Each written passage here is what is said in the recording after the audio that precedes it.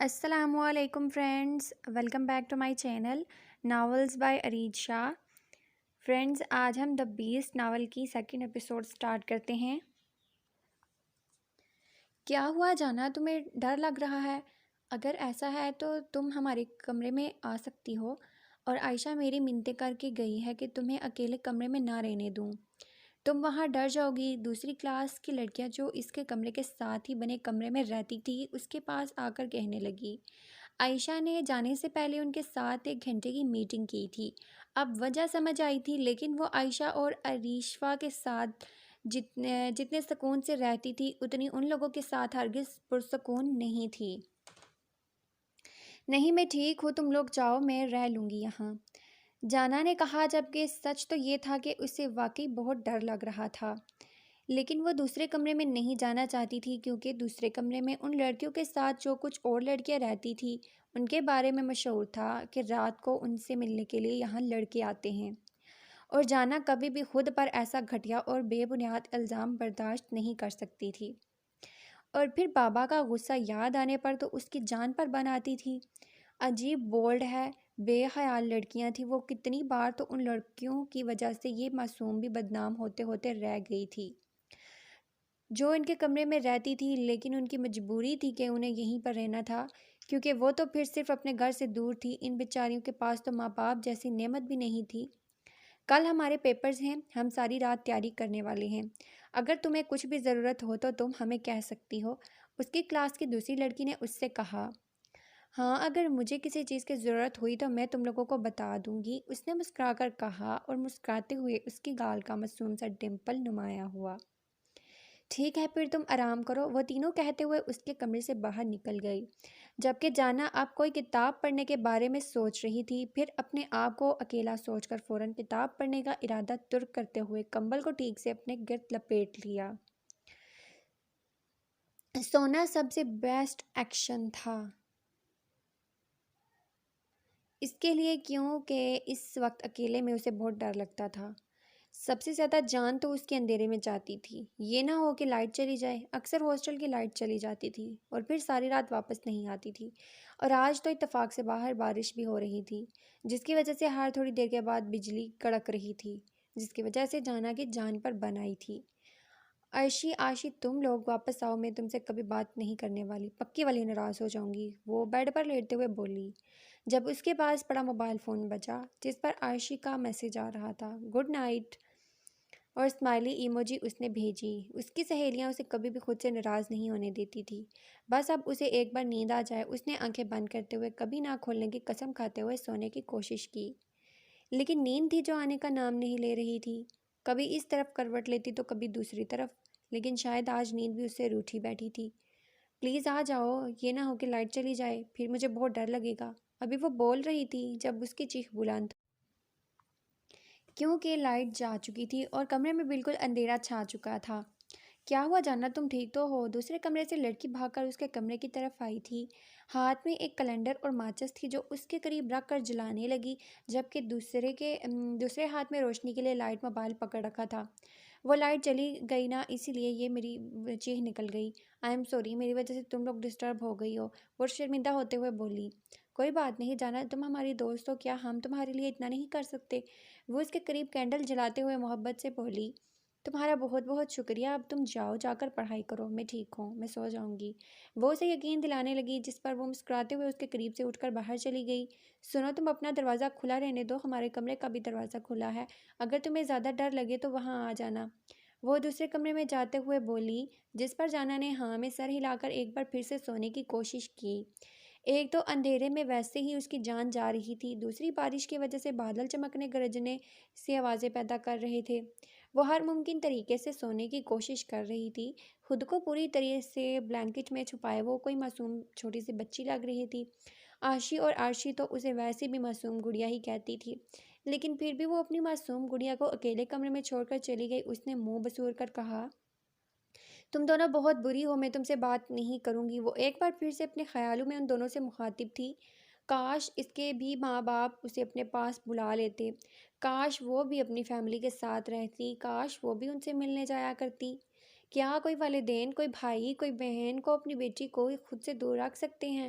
کیا وہ اتنی بری تھی کہ اس کے اپنے سے خود سے دور رکھ چکے تھے؟ نہ جانے کیوں ہر رات کی طرح یہ سب سوال اس کے دماغ میں پھر سے آنے لگے اور اس کی آنکھوں سے آنسو بہنے لگے۔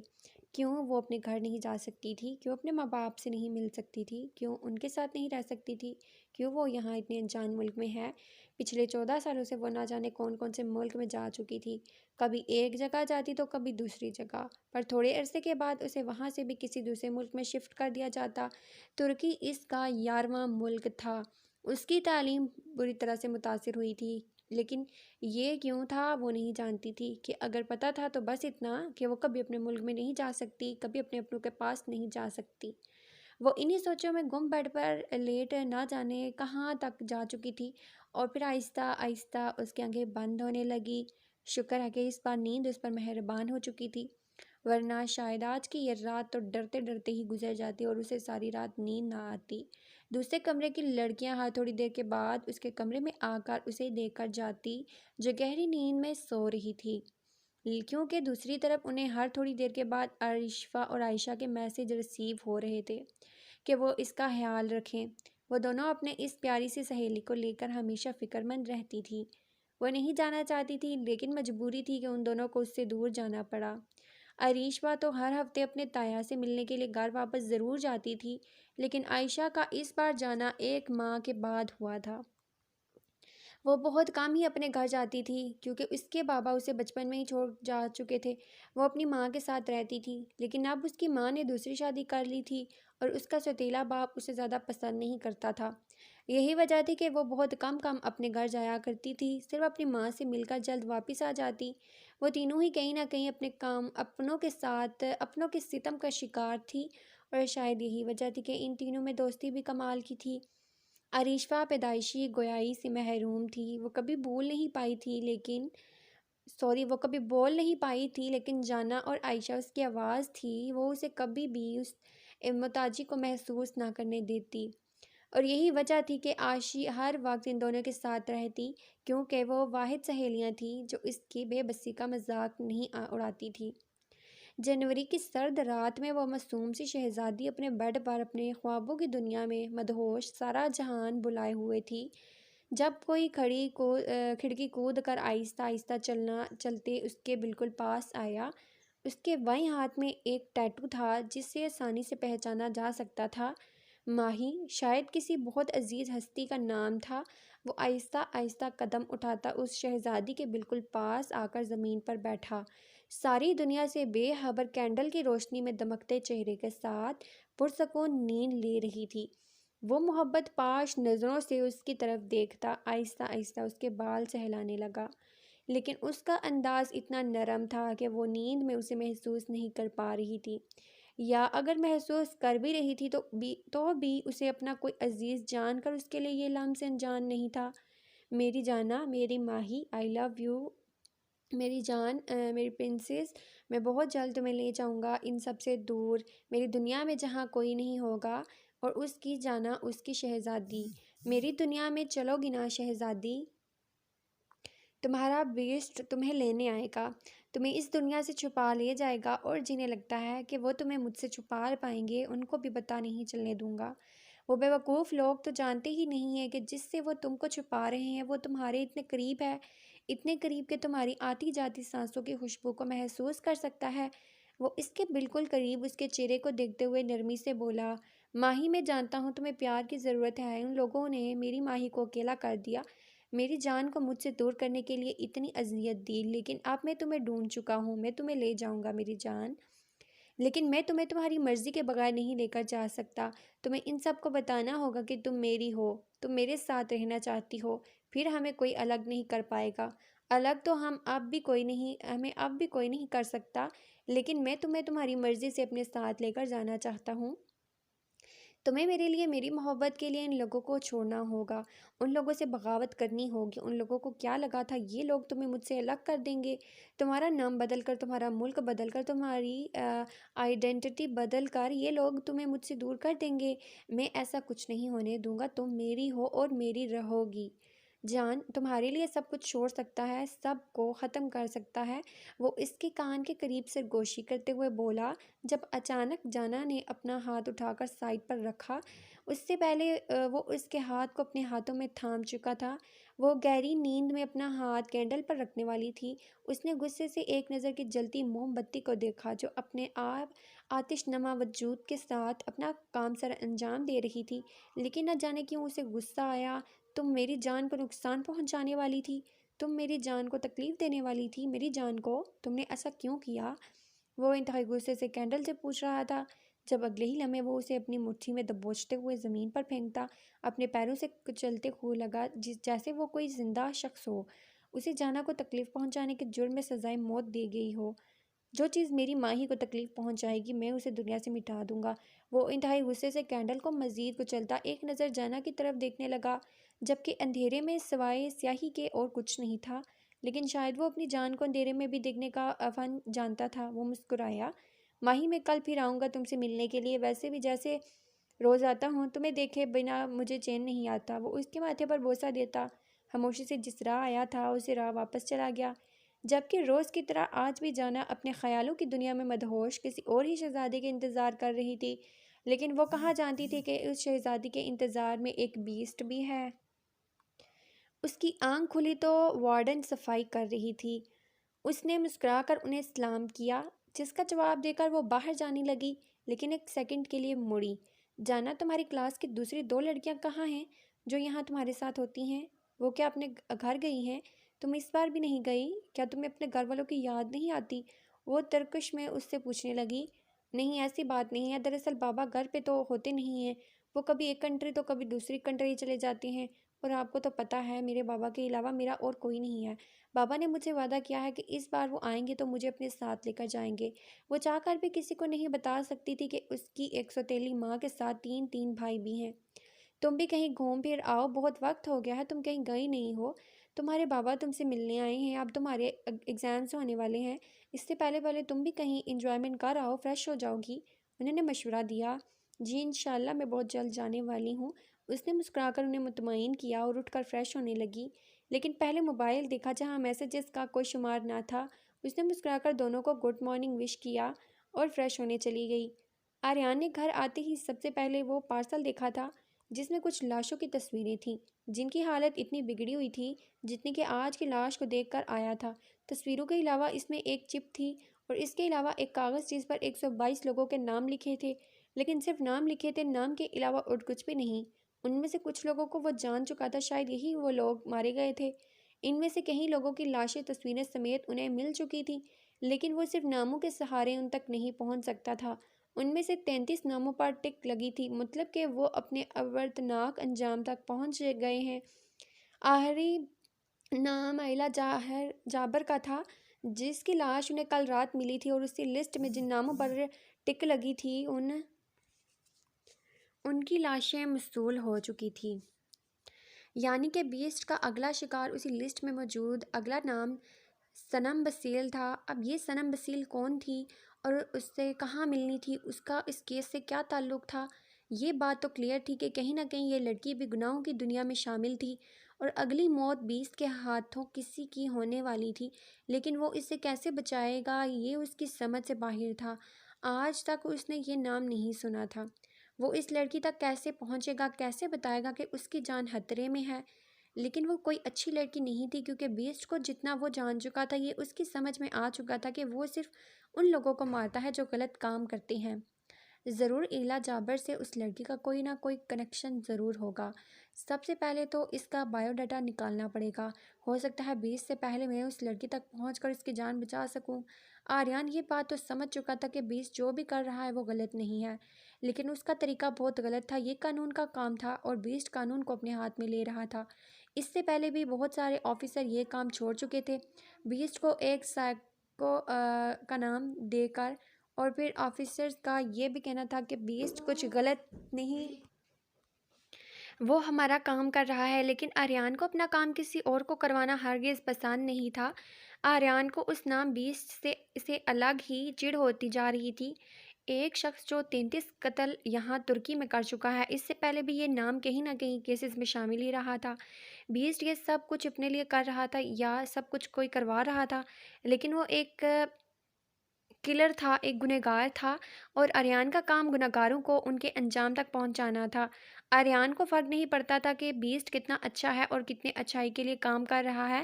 اسے بس اپنا فرض نبھانا تھا اور اس کے فرض میں بس اس سائیکو کلر کو ڈھونڈ کر شوٹ شوٹ ایٹ سائٹ کرنا تھا، کیونکہ انسانیت کے اس طرح سے حیوانوں کی طرح اور کوئی انجام نہیں تھا۔ اس نے چپ لگائی جو اس سامان میں شامل تھی۔ اس میں ایک ویڈیو تھی، لیکن اس ویڈیو کو بھی سمجھنا اس کے بس سے بالکل ہی باہر تھا۔ یہ کوئی بہت پرانی اور غار نما جگہ تھی جو کافی زیادہ پرانی اور ٹوٹی پھوٹی تھی، لیکن یہ جاننا مشکل نہیں تھا کہ وہ ترکی کا ہی کوئی علاقہ تھا، کیونکہ اس ویڈیو میں ایک بورڈ تھا جو کافی پرانا تھا، لیکن وہاں پر ترکی لکھا تھا۔ پیچھے کیا لکھا تھا پڑھنا آسان نہیں تھا، کیونکہ دھول اور مٹی سے وہ جگہ پوری طرح سے کور تھی۔ اس سے پہلے جس آفیسر کو ایسا پارسل ملا تھا اس میں بھی ایک جگہ کا ویڈیو تھا، اور کل انہیں وہی لاش ملی تھی، مطلب کہ اگلی لاش انہیں اس جگہ پر ملنے والی تھی۔ آریان اس کلو سے یہی اندازہ لگا پایا، لیکن پھر بھی وہ سب واردات سے پہلے وہاں جانا چاہتا تھا۔ وہ اس جگہ کے بارے میں معلوم کرنا چاہتا تھا۔ 3 گلیاں چھوڑ کے کالج تھا، وہ جانا تو نہیں چاہتی تھی، لیکن یہاں ہاسٹل میں بور ہونے سے بہتر تھا کہ وہیں لائبریری میں بیٹھ کر پیپرز کی تیاری کر لیتی۔ دوسری کلاس کی تو لڑکیاں اپنے روم میں ہی بیٹھ کر تیاری کر رہی تھی، لیکن اس کا ماننا تھا کہ جتنی اچھی تیاری کالج میں ہو سکتی ہے اتنی یہاں نہیں ہو سکتی۔ لیکن یہ علاقہ کافی ویران تھا۔ پچھلے کالج کی پچھلی طرف بہت کم لوگوں کی آمد و رفت تھی، کیونکہ یہاں گرلز ہاسٹل کے علاوہ اور کچھ بھی نہیں تھا، اور یہ علاقہ بھی کافی زیادہ ویران تھا۔ کالج کا مین ڈور آگے کی طرف تھا، جبکہ پیچھے کی طرف کوئی دروازہ نہیں تھا۔ کالج کے اندر داخل ہونے کا بس وہی ایک راستہ تھا، جوان لڑکیوں کے لیے کافی لمبا پڑ جاتا تھا۔ وہ اپنی ہی دھن میں آہستہ آہستہ قدم اٹھاتی کالج کی طرف بڑھ رہی تھی، جب اسے سامنے سے کچھ لڑکے آتے دکھائی دیے۔ ان لڑکوں کے بارے میں کافی مشہور تھا کہ لڑکیوں کو تنگ کرتے ہیں اور رات میں ہاسٹل میں آنا جانا بھی ہوتا تھا۔ آج سے پہلے وہ کبھی بھی اکیلے اس طرف نہیں آئی تھی، ہمیشہ سے عریشہ اور عائشہ کے ساتھ ہی آتی تھی، لیکن آج اتفاق سے وہ اکیلے میں آئی تو یہ لڑکے بھی راستے میں سے دکھائی دیے۔ وہ دل ہی دل میں آیت الکرسی کا ورد کرتی آہستہ سے ان کے قریب سے گزر گئی۔ وہ لڑکے عجیب نظروں سے اسے دیکھتے رہے، لیکن بولے کچھ نہیں۔ ان کی گھٹیا مسکراہٹ اور عجیب انداز میں اس کے ایکسر کرنا اسے اچھے ہاتھ سے غصہ دلا چکا تھا، لیکن اس جگہ وہ اپنا غصہ نکالنے کی جرت نہیں کر سکتی تھی۔ نہ جانے یہ نشائی لڑکے اس کے ساتھ کیا کر رہے ہیں۔ یہ تو شکر تھا کہ ان لوگوں نے اسے بلایا نہیں، بات کرنے کی کوشش نہیں کی اور راستہ نہیں روکا، ورنہ اس کی تو کھڑے کھڑے ہی جان نکل جاتی تھی۔ اللہ کرے ان لوگوں کے پیچھے کتے لگ جائیں، کتے نہیں بلکہ شیر لگ جائیں۔ یہ تو اتنے بڑے بڑے ہیں، یہ تو کتوں سے ڈرتے ہی نہیں ہوں گے۔ شیر لگیں گے تو لگ جائے گا پتہ، سارا نشہ اتر جائے گا۔ وہ بڑبڑاتے ہوئے کالج کے اندر داخل ہوئی۔ بہت کم لوگ آئے تھے۔ جب سے پیپرز کی اناؤنسمنٹ ہوئی تھی کالج میں اسٹوڈنٹس کا آنا جانا بند ہو گیا تھا۔ صرف وہی لوگ آتے تھے جو اپنی پڑھائی کو لے کر کچھ حد تک سیریس تھے، یا جن کو اس کی طرح ہاسٹل میں بیٹھ کر پڑھنا نہیں آتا تھا۔ وہ خاموشی سے بنا کسی کو بھی مخاطب کیے آ کر لائبریری میں بیٹھ کر اپنی کورس کی بک پڑھنے لگی۔ یہاں کے لوگوں سے وہ کم ہی بات چیت کرتی تھی۔ وہ خود میں محدود رہنے والی لڑکی تھی، اس لیے لوگ خود بھی اس سے بات نہیں کرتے تھے۔ عائشہ کو یہاں آتے ہی سب سے زیادہ ٹینشن جانا کی تھی، وہ اکیلی کیسے رہے گی، لیکن یہاں آ کر اسے یہ پتہ چلا تھا کہ اس کی ماں نے اسے یہاں اس کی شادی کے لیے بلایا ہے۔ کوئی لڑکا ہے جو اسے دیکھنا چاہتا ہے، اور اتفاق سے وہ لڑکا اس کے سوتیلے باپ کے دوست کا بیٹا ہے۔ اپنے سوتیلے باپ سے تو پہلے دن ہی نفرت کرتی تھی۔ اس نے آتے ہی اس سے اس کی ماں کو چھین لیا تھا، اسے اس کی ماں سے دور کر دیا تھا۔ وہ نہ چاہتے ہوئے بھی اپنی ماں سے اتنی دور ہاسٹل میں رہتی تھی۔ ماما، آپ نے مجھ سے ایک بار پوچھا تک نہیں کہ میں شادی کے لیے تیار بھی ہوں یا نہیں؟ ابھی تو میری پڑھائی بھی مکمل نہیں ہوئی، میں کچھ بننا چاہتی ہوں۔ اگر میں نے شادی کر لی تو یہ سب کچھ ممکن نہیں ہے نہ۔ خیر، ان سب باتوں کو چھوڑیں، میں شادی کے لیے تیار نہیں ہوں۔ آپ ان لوگوں کو منع کر دیں۔ اس نے ایک ہی بار میں بات ختم کرنا چاہی۔ دیکھو بیٹا، تمہارے بابا نے تمہارے لیے بہت اچھا رشتہ ڈھونڈا ہے، لڑکا بہت اچھا ہے، مجھے بہت پسند ہے۔ ماما نے سمجھانے کی کوشش کی۔ او پلیز ماما، وہ میرے بابا نہیں ہیں، میرے بابا فوت ہو چکے ہیں، اور وہ کبھی میرے بابا ہو بھی نہیں سکتے۔ جو اولاد کو اس کی ماں سے دور کر دے وہ شخص کبھی باپ نہیں بن سکتا، اس لیے بہتر ہوگا کہ بار بار آپ اس شخص کو میرا باپ نہ کہیں۔ وہ انتہائی غصے سے بولے جب وہ شخص کمرے کے اندر داخل ہوا۔ بند کرو یہ سارے ڈرامے، اسی لیے تمہیں نہیں بلایا، یہاں آ کر اپنی بے زبانی اور بد اخلاقی کی مثالیں قائم کرو۔ میرے دوست کے بیٹے نے تمہیں پسند کر لیا ہے، اور وہ بہت اچھا شخص ہے، اور اس سے شادی کے بدلے میں مجھے بہت بڑی ڈیل دے رہا ہے۔ اگر تم نے اس سے شادی سے انکار کیا، اب میں سمجھی، تو یہ شادی آپ لوگ مجھے بیچ کر رہے ہیں تاکہ آپ کو وہ ڈیل مل جائے، لیکن میں یہ شادی نہیں کروں گی۔ میں اپنی مرضی کی مالک ہوں اور کوئی بھی میرے ساتھ زبردستی نہیں کر سکتا۔ اگر آپ نے میرے ساتھ ذرا بھی زبردستی کرنے کی کوشش کی تو میں پولیس میں جاؤں گی، کمزور مت سمجھیے گا مجھے، صبح ہوتے ہی یہاں سے چلی جاؤں گی۔ وہ انتہائی غصے سے کہتی کمرے سے باہر نکل گئی۔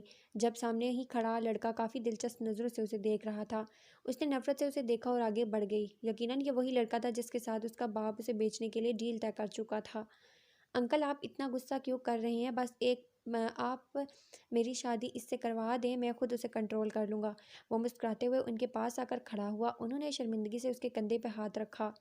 بیٹا یہ اپنی ماں کی ڈیل کی وجہ سے اتنی بگڑ گئی ہے، اگر میں اسے سنبھال رہا ہوتا تو اب تک تیر کی طرح سیدھی ہوتی۔ وہ انتہائی غصے سے بولے تھے، جبکہ اس کی ماں نے ایک نظر اٹھا کر ان کی طرف دیکھا اور پھر نظر جھکا گئی۔ واپسی انہی راستوں پر ہوئی تھی۔ وہ آہستہ آہستہ قدم اٹھاتی واپس آ رہی تھی۔ اس وقت بھی وہ بالکل تنہا تھی اس ویران سے علاقے میں، لیکن ایک چیز تھی جو اسے گھبرانے پر مجبور کر گئی۔ صبح جہاں وہ لڑکے کھڑے تھے اس وقت وہاں سے تحاشا خون پھیلا ہوا تھا۔ یا اللہ، کیا ان میں سے کسی کا ایکسیڈنٹ ہوا ہے؟ کیا سچ میں تو ان لوگوں کے پیچھے شیر تو نہیں لگ گیا؟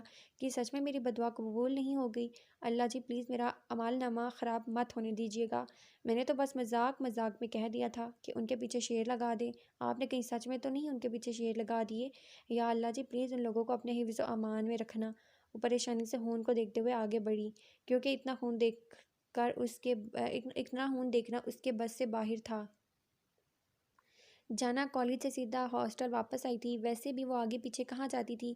اس نے جیسے ہی کمرے میں قدم رکھا، بیڈ پر انتہائی خوبصورت پھولوں کا بکے دیکھا۔ یہ کون رکھ گیا ہے؟ اس نے کنفیوز ہوتے ہوئے آگے قدم بڑھائے اور پھولوں کو اٹھا کر دیکھنے لگی۔ جلدی اسے مطلوبہ چٹ مل گئی۔ پھولوں پر اسی کا نام لکھا تھا، جان کی جانا۔ یہ کون تھا اور اسے پھول کیوں بھیجے؟ آج تک اس کے لیے تو اس طرح کبھی کوئی بھی پارسل نہیں آیا تھا، اور اب یہ پھول، بے حد خوبصورت خوشبودار پھول۔ جانا کی بچپن سے ہی کمزوری تھی، اسے پھول حد سے زیادہ پسند تھے، اور اب اسے کوئی پھول دے گیا۔ ترکی کے جس علاقے میں وہ رہتی تھی یہاں اس پھولوں کی کوئی شاپ نہیں تھی، تو پھول کہاں سے آئے؟ اس کے لیے یہ پھول کون چھوڑ گیا اور کیوں؟ جانا نے کنفیوز ہو کر پھولوں کے ساتھ ملی پرچی کو پھر سے چیک کیا، جس پر صرف جان کی جانا ہی لکھا تھا۔ اب یہ جان کون تھا اور پھول اسے کیوں بھیجے تھے؟ ہو سکتا ہے بابا کا کوئی جاننے والا ہو، یا بابا نے ہی بھیجے ہوں۔ اس کا دل تھوڑی دیر کے لیے خوش ہو گیا، لیکن پھر اپنے بابا کے مزاج کو سوچتے ہوئے وہ اس سوچ پر بھی قائم نہیں رہ سکی۔ نہیں، بابا یہ پھول نہیں بھیج سکتے، بابا نے تو پہلے بھی کبھی نہیں بھیجے، اور وہ پھول کیوں بھیجیں گے مجھے، وہ بھی کسی اور کے نام پر؟ لیکن یہ کون ہو سکتا ہے؟ آخر اس نے مجھے کیوں پھول بھیجے ہیں؟ جانا بری طرح الجھ گئی۔ کیا مجھے اس بارے میں کسی کو بتانا چاہیے؟ وہ پھولوں کا بکے ہاتھ میں لیے کنفیوز ہوتے خود سے سوال کرنے لگی۔ ہاں بتانا چاہیے، ہو سکتا ہے کسی اور کے پھولوں غلطی سے میرے کمرے میں رکھ گیا ہو۔ وہ کہتے ہوئے باہر آ کر وارڈن سے پوچھنے لگی، یہ پھول کس نے دیے ہیں؟ لیکن ان کا بھی یہی جواب تھا کہ کوئی دروازے پر رکھ گیا ہے۔ اس ہاسٹل میں جانا تمہارے علاوہ اور کوئی نہیں، اس لیے تمہارے کمرے میں چھوڑ آئیں۔ وارڈن کی بات سن کر وہ واپس اپنے روم میں آئی۔ ہاسٹل میں اس کے علاوہ جانا اور کسی کا بھی نام نہیں تھا، لیکن پھر بھی اس کا سوال وہی تھا کہ اس کے لیے بھلا یہ پھول کون بھیجے گا؟ عارشی اور عائشہ نے پہلے کبھی ایسی شرارت نہیں کی تھی، اور نہ ہی وہ ان دونوں سے اس طرح کی کسی شرارت کی امید رکھ سکتی تھی، وہ بھی تب جب وہ ہاسٹل میں اکیلی ہے، اور وہ دونوں ہی جانتی تھی کہ جانا کتنی ڈرپوک ہے۔ یقیناً یہ پھول میرے لیے نہیں آئے، لیکن جس کے لیے بھی آئے ہیں بہت خوبصورت ہے۔ وہ پھولوں کو اپنے سینے سے لگائے محبت سے بولی، لیکن اچانک ہی گلاب کی ایک ٹہنی کے ساتھ لگا کانٹا اس کے ہاتھ کی انگلی میں کھپ گیا۔ انگلی پر ننھا سا خون کا قطرہ تھا، جسے اس نے اپنی دوسری انگلی سے دبا کر بند کر دیا۔ جہاں اس کے لیے یہ ایک معمولی سی بات تھی، وہیں کسی دوسرے کی آنکھوں میں یہ منظر کسی کانٹے کی طرح چبھا تھا۔ عارشی جلدی چلو، یہ نہ ہو کہ سیل آفر ختم ہو جائے، پھر میری پسند کی ڈریس یہی رہ جائے گی، طیبہ اسے اپنے ساتھ بھاگتے ہوئے کہہ رہی تھی، جبکہ عارشی سے جتنا تیز ہو سکے اتنا چلنے کی کوشش کر رہی تھی، کیونکہ وہ بھی جانتی تھی کہ طیبہ شاپنگ کے لیے کتنی پاگل ہے، اور جہاں اسے سیل نظر آئی وہاں تو وہ بالکل پاگل ہو جاتی ہے۔ اور اب وہ مہینہ شروع ہوتے ہی مہینے کے ختم ہونے کا انتظار کر رہی تھی کہ اسے اچھی سیل پر اچھی چیزیں مل جائیں گی۔ آئمہ کا تو کہنا تھا کہ اسے اپنی بہن کے ساتھ بازار جاتے ہوئے شرمندگی ہوتی ہے، اور ایسا ہی کچھ کہنا اس کی ماں کا بھی تھا۔ اس کا باپ اتنا بڑا DSP تھا، اور ان کی بیٹی سیل کے لیے پاگل ہوئی پھرتی تھی۔ بس یہی وجہ تھی کہ عارشی کو ہی اپنی قربانی دینی پڑتی طیبہ کے ساتھ آ کر۔ آخرکار بھاگ بھاگ کر وہ دونوں سیل پر سب سے پہلے آ پہنچی تھی۔ فی الحال یہاں کوئی نہیں آیا تھا اور سیل شروع ہونے میں ابھی 10 منٹ باقی تھے۔ جہاں طیبہ یہ جان کر خوش ہو گئی تھی، وہیں عارشی کو یہ جان کر دورہ پڑ رہا تھا کہ اسے 10 منٹ مزید بازار میں رہنا ہوگا۔ ابھی وہ انہیں سب سوچوں میں گم تھی جب اسے ایسا محسوس ہوا کہ کوئی بہت قریب سے مگر بہت غور سے اسے گھور رہا ہے۔ اس نے اس طرف مڑ کر دیکھا تو ایک آدمی فل یونیفارم میں اسے دلچسپی نظروں سے دیکھ رہا تھا۔ اس نے چہرے پر نقاب لیا ہوا تھا، لیکن پھر بھی عجیب آدمی تھا جو نقاب میں بھی اسے گھورا جا رہا تھا۔ اوپر سے یہ محافظ تھا یونیفارم پہنے ہوئے، اور پھر ایسی حرکتیں۔ عارشی نے نفرت سے چہرہ پھیر لیا، لیکن پھر بھی اپنے عقب میں اس کی نظروں کی تپش کو محسوس کر رہی تھی۔ تھوڑی دیر میں رش ہو گیا۔ سیل پر لوگوں کی بھر مار تھی۔ طیبہ تو سب سے آگے اور پہلے لینے کی کوشش میں تھی، جبکہ تھوڑے سے فاصلے پر کھڑی ہو کر اسے دیکھنے لگی، لیکن اس کے باوجود بھی اپنے آپ کو کسی کی نظروں کے حصار میں ہی پایا۔ آگے پیچھے نظریں دوڑائیں تو اس پر وہی پولیس والا اس کے پیچھے کی طرف کھڑا اسے دیکھ رہا تھا۔ اس نے انتہائی گھور کر اسے دیکھا، لیکن سامنے والے کی نظروں میں مزید دلکشی پھیل چکی تھی، جیسے وہ اس کی اس حرکت سے لطف اندوز ہوا ہو۔ عجیب ڈھیٹ انسان تھا، اس کے چہرے پہ نقاب ہوا تھا، لیکن پھر بھی گھورے جا رہا تھا۔ اس کا اس طرح سے دیکھنا عارشی کو اتنا کنفیوز کر رہا تھا جیسے وہ بغیر نقاب کے کھڑی ہو۔ عمران کو پاکستان جانا تھا۔ وہ خود تو ترکی میں پیدا ہوا تھا، لیکن اس کے دادا اور دادی پاکستان میں رہتے تھے، جن کے لیے وہ اکثر ہی شاپنگ کر کے بہت ساری چیزیں لے کے جاتا تھا۔ آریان کو ان سب چیزوں میں کوئی دلچسپی نہیں تھی، لیکن عمران کے لیے اسے یہاں آنا پڑا تھا کیونکہ عمران کے پاس اپنی گاڑی نہیں تھی۔ آریان ہی اسے صبح اور شام گھر چھوڑتا اور لینے جاتا تھا۔ آج اس نے یہ فرمائش کر ڈالی کہ وہ کچھ دنوں میں پاکستان جانے والا ہے، تو اپنے دادا دادی کے لیے گفٹ لے کر جانے ہیں۔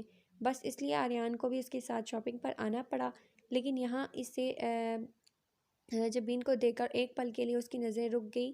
وہ اتنا بے اختیار تو کبھی بھی نہیں تھا، لیکن اس لڑکی کو دیکھتے ہی نہ جانے اسے کیا ہو جاتا تھا کہ وہ اپنا عہدہ تک بھول جاتا تھا۔ اس وقت مکمل یونیفارم میں اسے پاگلوں کی طرح گھورے جا رہا تھا۔ اپنی اس حرکت پر اسے خود بھی غصہ آ رہا تھا، لیکن سامنے والے کے ایکسپریشن اسے مزید لطف اندوز کر رہے تھے۔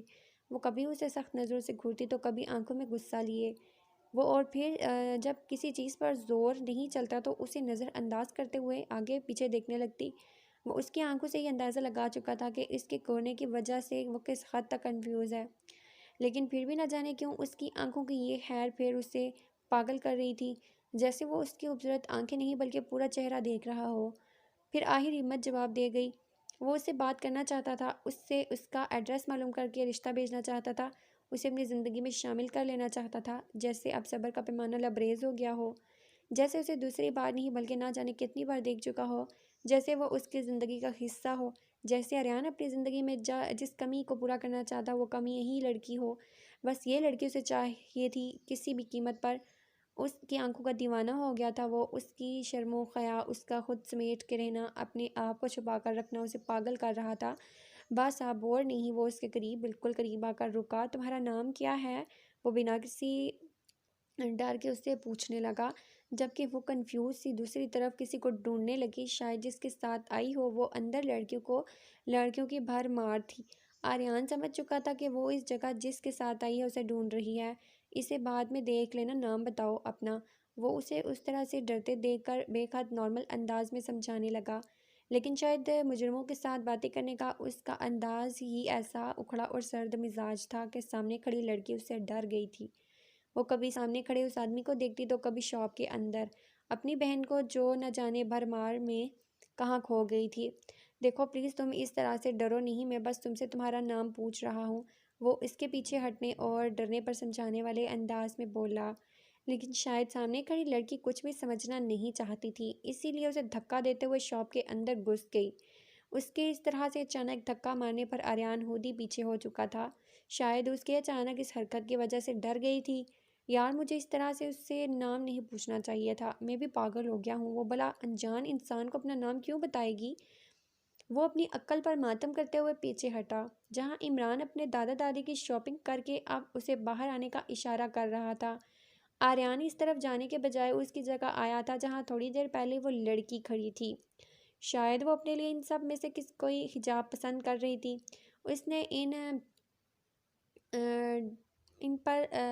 ان ڈمیز پر لگے حجاب کو دیکھتے ہوئے سوچا، اور پھر اسی حجاب کو چھوا جسے وہ چھو کر چیک کر رہی تھی۔ اس پہ پٹی لگی تھی، شاید اس حجاب کی قیمت لکھی تھی۔ وہ مسکرایا۔ اب وہ اس کی قیمت دیکھ کر اندازہ لگا چکا تھا کہ وہ لڑکی اس طرح سے اس حجاب کو چھوڑ کر کوئی عام سا حجاب کیوں چوز کرنے لگی تھی۔ اس کا انداز ہی اسے بتا چکا تھا کہ شاید مہنگا ہونے کی وجہ سے اس نے انہیں نہیں خریدا۔ آریان نے وہ حجاب خریدا اور شاپ کیپر کو کچھ سمجھا کر عمران کے ساتھ واپس کرا لے لی۔ وہ صبح سے اس کمرے میں بند تھی۔ اس کے باپ نے بس اتنا ہی کہا تھا، جب تک ہم نہ آ جائیں جب تک ہم نہ آ جائیں تم اس کمرے سے باہر نہیں نکل سکتی۔ اور اب وہ اسے سوہم کے ساتھ زبردستی ڈنر پر بھیج رہا تھا۔ ایک تو اسے وہ لڑکا زہر لگ رہا تھا، اوپر سے اپنے باپ سے اسے بے تحاشا نفرت تھی جو اسے ایک ڈیل کی وجہ سے بھیج رہا تھا۔ اس نے فیصلہ کر لیا تھا وہ کبھی بھی اس شخص کے ساتھ ڈنر پر نہیں جائے گی، اور وہ بھی ایسی ہی بے خودہ ڈریس پہن کر تو ہرگز نہیں جو بیڈ پر پڑی ہوئی تھی، اور اسے کوئی غیر نہیں بلکہ اس کی ماں اس کے حوالے کر کے گئی تھی کہ رات سوہم کے ساتھ ڈنر پر یہ گھٹیا ڈریس پہن کر جاؤ گی۔ اس سے غصہ اپنی ماں پہ آتا تھا جو اس شخص سے ڈر کر اس سے یہ سب کچھ کرواتی تھی، اور کہیں نہ کہیں تو اس کی ماں بھی اس میں شامل تھی۔ وہ بھی تو چاہتی تھی کہ سوہم کے ساتھ اس کی شادی ہو جائے، اور شادی سے پہلے سوہم اسے چیک کرنا چاہتا تھا، مطلب کہ وہ اس کے ساتھ بنا کسی رشتے کے ایک کمرے میں رہنا چاہتا تھا، اور یہ بات اسے ہرگز برداشت نہیں تھی۔ ترکی اتنا آزاد خیال ملک ہرگز نہیں تھا جہاں یہ سب کچھ یہ لوگ اپنا کلچر فالو کرتے تھے، لیکن اس کے باوجود بھی یہاں زیادہ تر مسلمان تھے جو مسلم کلچر کو بھی فالو کرتے تھے۔ سوہم خود کو مسلمان کہلواتے ہوئے بھی اتنی گھٹیا حرکت سے پرہیز نہیں کر رہا تھا، اور اس کے باپ کو تو جیسے صرف پیسوں سے مطلب تھا جو اس سے اس ڈھیل سے ملنے تھے۔ وہ اپنے آپ کو کیسے محفوظ کرے، کہاں جائے، اسے کچھ سمجھ نہیں آ رہا تھا۔ وہ کوئی کمزور یا نادان لڑکی ہرگز نہیں تھی، وہ جانتی تھی وہ کسی بھی طرح یہاں سے نکل جائے گی، لیکن فی الحال وہ کیا کرے؟ اس کا باپ اسے اندر بند کر گیا تھا، وہ پولیس سے بھی کوئی کانٹیکٹ نہیں کر پا رہی تھی۔ وہ نہا کر باہر نکلی تو بیڈ پر پھولوں کا حشر بگڑا ہوا تھا۔ فوراً بیڈ پر آ کر پھولوں کو دیکھنے لگی جس کے ایک ایک پتے کو ہاتھوں سے مسلا گیا تھا۔ کسی نے انتہائی نفرت سے ان خوبصورت پھولوں کا جنازہ نکال دیا تھا۔ جانا کو دکھ ہوا کتنے خوبصورت پھول تھے اور کسی نے ان کا کتنا برا حال کر دیا۔ صرف اور صرف وہ کارڈ ہی موجود تھا جو ان کے ساتھ آیا تھا۔ یا اللہ، پھولوں کا یہ حال کس نے کیا؟ وہ سوچنے لگی۔ پھر خیال آیا دوسری کلاس کی لڑکیاں جو اکثر ہی عائشہ کے ساتھ لڑتی جھگڑتی رہتی تھی، وہ اکثر عائشہ کی چیزیں برباد کرنے سے بھی پیچھے نہیں ہٹتی تھی۔ شاید روم میں کسی کو نہ پا کر انہوں نے ایسی حرکت کی ہے۔ پہلے اس نے سوچا کہ وارڈن کو شکایت لگائے، لیکن پھر صرف پھولوں کے لیے وہ ان کو شکایت لگا نہیں سکتی تھی، کیونکہ کمرے کی ساری چیزیں ویسی کی ویسی پڑی تھی، اور اگر دیکھا جائے تو اس کے ساتھ ان لڑکیوں کی کوئی دشمنی نہیں تھی، بس عائشہ کے ساتھ ہی بولتی تھی، کیونکہ عائشہ کو اپنے اور اپنی ہم دونوں سہیلیوں کے حق میں لڑنے کی عادت تھی۔ اسے تو اس گروپ کا ڈان